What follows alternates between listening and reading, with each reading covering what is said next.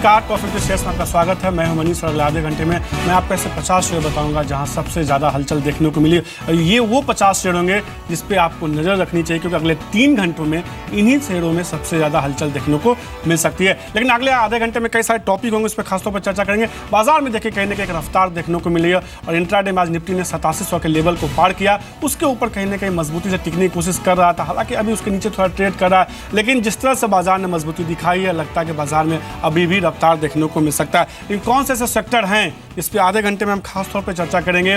बाजार में जो तेजी आई है, लगातार जो बाजार तेजी में चल रहा है, कई सारे स्टॉक सेक्टर्स हैं जहां खरीदारी देखने को मिले, तो क्या इस तेजी में चलनी चाहिए या एक बार के लिए मुनाफा वसूली करने का मौका है? कई सारे सेक्टर्स हैं जहां पे जोरदार तेजी देखने को मिले, जैसे आईटी सेक्टर देखिए, ऑटो सेक्टर देखिए, ऑटो इंश्योरेंस स्टॉक्स देखिए, वहां एक अच्छी खरीदारी देखने को मिले। माइक्रो फाइनेंस सेक्टर एक छोटा सेक्टर, कम कंपनियां लिस्टेड, लेकिन लगातार इस सेक्टर में देखिए पिछले कई हफ्तों से खरीदारी का रुझान बना हुआ है। आज भी एक अच्छी तेजी देखने को मिली। कुछ एक ग्रुप से जुड़े शेयर हैं जहां एक अच्छी तेजी देखने को मिली। ये कौन से ग्रुप के शेयर है जिस पे आपको नजर रखनी चाहिए, बात करेंगे थोड़ी देर में।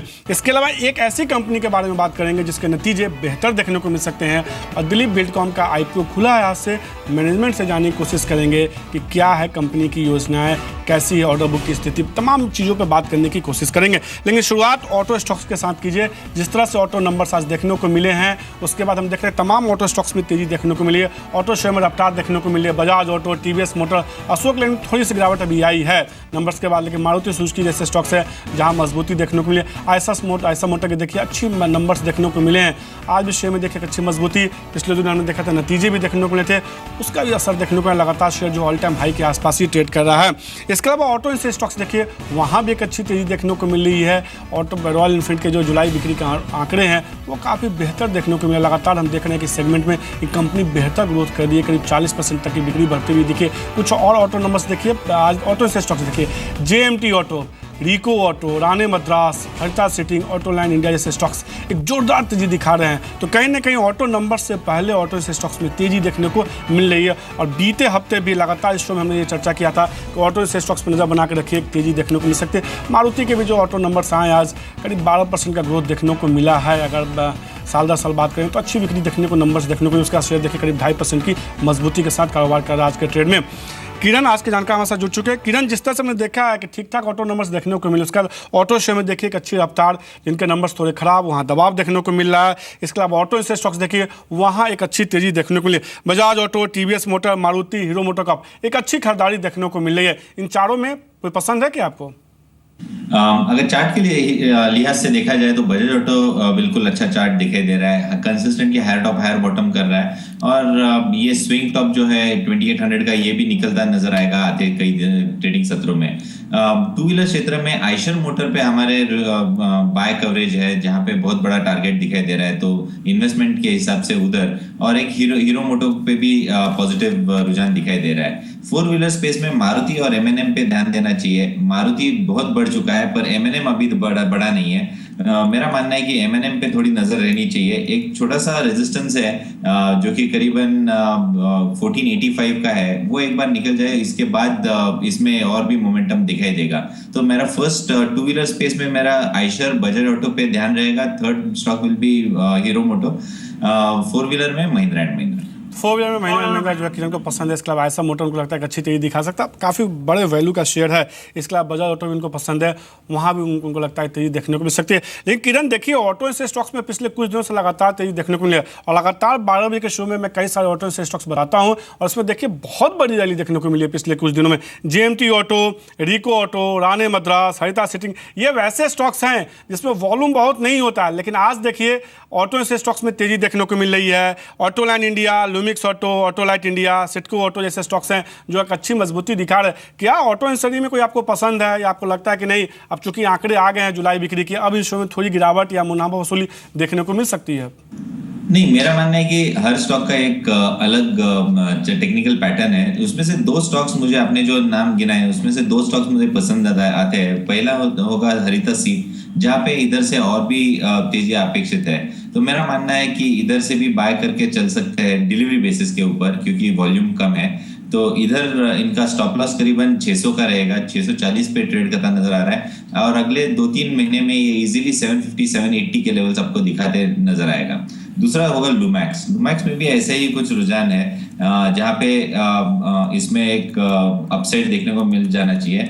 लुमैक्स में इधर से करीबन 795 पे ट्रेड कर रहा है। 780 का पोजिशनल स्टॉप लॉस रहेगा और टारगेट्स के लिए 825 830 के लेवल्स अगले हफ्ते तक आपको देखने को मिल जाने चाहिए। तो लुमिक्स ऑटो कहीं ना कहीं पसंद, हमको लगता है कि और भी अच्छी तेजी देखने को मिल सकती है।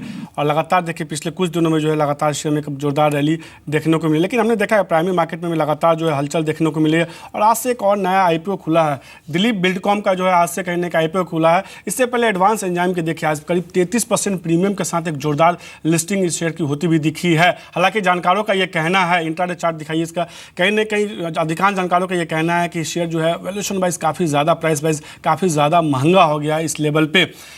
एक नया आईपीओ भी आज से खुल रहा है दिलीप बिल्डकॉन का, और इसके सीईओ हमारे देवेंद्र जैन हमारे साथ जुड़ चुके हैं इसी पे बात करने के लिए। आप ये आईपीओ जो है 3 अगस्त को बंद होगा। प्राइस बैंड जो है 214 से लेकर 219 रुपये प्रति शेयर का है। कंपनी की योजना करीब इस आईपीओ के जरिए करीब 660 करोड़ रुपये जुटाने की है। और आईपीओ बात करने के लिए हमारे साथ सीईओ देवेंद्र जैन जुड़ चुके हैं। सर शुक्रिया जी बिजनेस को समय देने के लिए। सबसे पहला तो यही होगा कि जिस तरह से आईपीओ आ रहा है, आईपीओ के जरिए जो है कितने पैसे जुटाए जा रहे हैं और कहाँ इसका इस्तेमाल किया जाना है? हम लोगों का आईपीओ से 650 करोड़ रेज कर रहे हैं हम लोग, और उसका प्राइमरी इशू लगभग 430 करोड़ जो कंपनी में आएगा, उसका लगभग 200 करोड़ हमारा डेट रिपेमेंट में जाएगा और 200 करोड़ के लगभग हमारा वर्किंग कैपिटल अमाउंट है। सर हमने देखा है कि ये ऐसा सेगमेंट है खासतौर पे इंफ्रास्ट्रक्चर, जिसमें लगातार ऑर्डर बुक को लेकर दिखते रही हैं। अभी कंपनी के मौजूदा ऑर्डर बुक की बात करें तो क्या कंडीशन, और सेगमेंट वाइज अगर बात करें तो ऑर्डर बुक की क्या स्थिति है?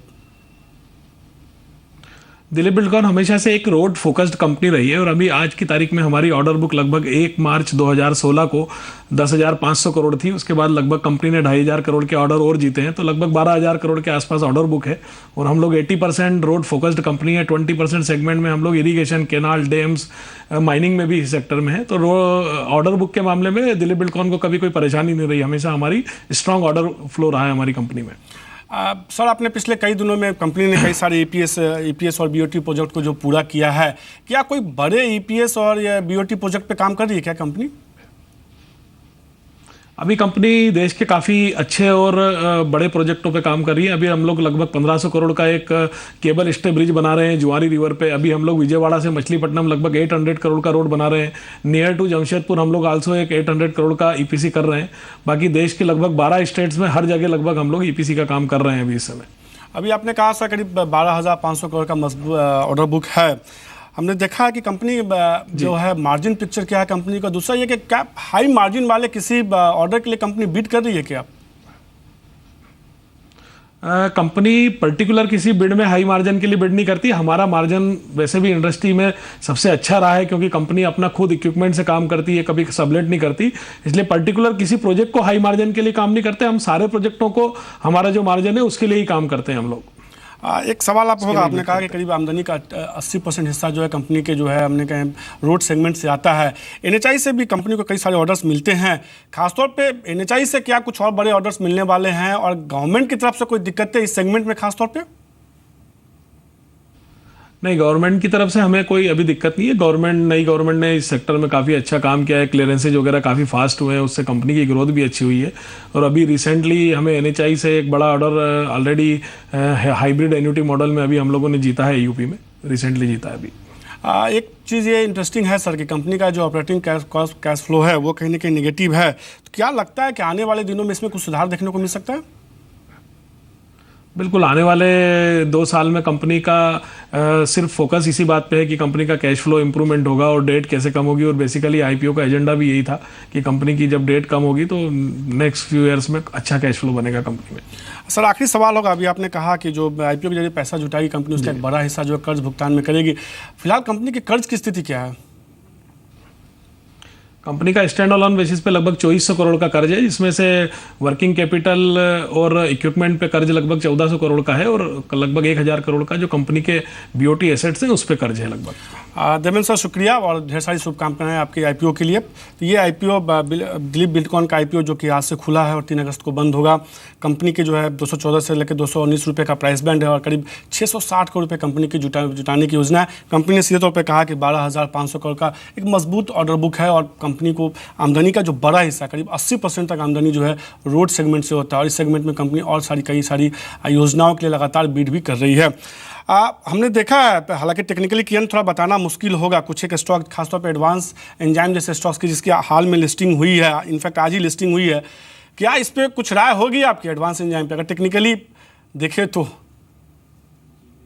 इस पे ऊपर मैं राय नहीं दे पाऊंगा। कोई और हाल की लिस्टिंग, कोई स्टॉक जैसे नारायण हिंदालय जैसे स्टॉक जिसके हाल की लिस्टिंग में अच्छा परफॉर्मेंस देखने को मिला, या Ujjivan, Equitas, micro finance stocks ही आप देख लीजिए आज के ट्रेड में एक अच्छी मजबूती दिखा रहे हैं। खासतौर पे आप देखिए इक्विटास, उज्जीवन जैसे स्टॉक्स है जो लगातार एक अच्छी तेजी देखने को मिल रहा है। इसके अलावा भारत फाइनेंस तो पुरानी लिस्टिंग है, लेकिन 2 लिस्टिंग हाल की माइक्रो फाइनेंस स्टॉक जहां पे एक अच्छी तेजी देखने को मिली है। 4 स्टॉक्स की मैं बात कर रहा हूँ, स्टैंड केयर देखिए, भारत फाइनेंशियल, इक्विटास, उज्जीवन जैसे स्टॉक्स में एक अच्छी मजबूती देखने को मिल रही है। क्या इनमें किसी पर राय होगी आपकी? उज्जीवन मेरा पसंदीदा स्टॉक है, बहुत ही शानदार चार्ट पैटर्न्स है, उसके साथ चल रहा है। अभी फिलहाल इन लेवल्स पे बाय करने की सलाह नहीं होगी। इधर मुझे लगता है कि हमने बहुत सारी वर्टिकल अपराइज देखी है, थोड़ा सा टाइम करेक्शन जाएगा, पर टाइम करेक्शन के बाद जो ब्रेकआउट आएगा वापस उसके उन लेवल्स पे बाय करना चाहिए। पर जनरल निवेशकों का ये सलाह होगी कि करंट लेवल से करीबन 500 रुपए तक एक्यूमुलेशन करने की सलाह होगी। बहुत बढ़िया स्टॉक है, बहुत ज्यादा रिटर्न देके चला जाएगा। तो कहने का जीवन में जो है अगर नीचे की तरफ भी आता है तो खरीदारी के चलिए किरण को लगता है कि और बड़ी तेजी देखने को मिल सकती है। लगातार देखिए पिछले कुछ दिनों में शेयर में एक बड़ी रैली देखने को मिली है। आज देखिए वैसी कंपनियां जो गोल्ड लोन देने कारोबार में है, हमने फ्राइडे को भी इस पर खासतौर पर चर्चा किया था किरण, उस दिन भी तेजी थी और आज तो और भी तेजी बढ़ती हुई दिखी है। Muthoot capital, Muthoot finance, Manappuram, Magna Fincorp जैसे स्टॉक्स देखिए यहाँ एक बड़ी रैली देखने को मिली। खासतौर पर आप देखिए आज के ट्रेड में मुथूट फाइनेंस में करीब 9-9.5% की मजबूती देखने को मिली। क्या इनमें से कोई पसंद है आपको? बारे में बात करना चाहूंगा। मुथूट कैपिटल एक पहला स्टॉक है जहां पे बहुत अच्छा रुझान दिखाई दे रहा है। मैग्ना फिनकॉर्प ये एक है और मन्नापुरम, ये तीनों के तीनों स्टॉक्स जो आपने कहे बहुत ही बढ़िया चार्ट पैटर्न्स है। इसमें सारे के सारे में बाय रिकमेंडेड होगा। पहले मन्नापुरम की बात करें तो इसमें स्टॉप लॉस इमीडिएट अगर ट्रेडिंग का व्यू है तो 84 का स्टॉप लॉस रहेगा, टारगेट 93-94 के रहेंगे अगले 2-3 ट्रेडिंग सेशंस में। मैग्ना फिनकॉर्प में भी ऐसा ही कुछ रुझान है। मैग्ना फिनकॉर्प में मुझे लगता है कि इधर 107 का स्टॉप लॉस होना चाहिए और टारगेट्स के लिए 117-119 के लेवल्स आपको देखने को मिल जाने चाहिए। मुथूट पे भी ऐसा ही कुछ रुझान है।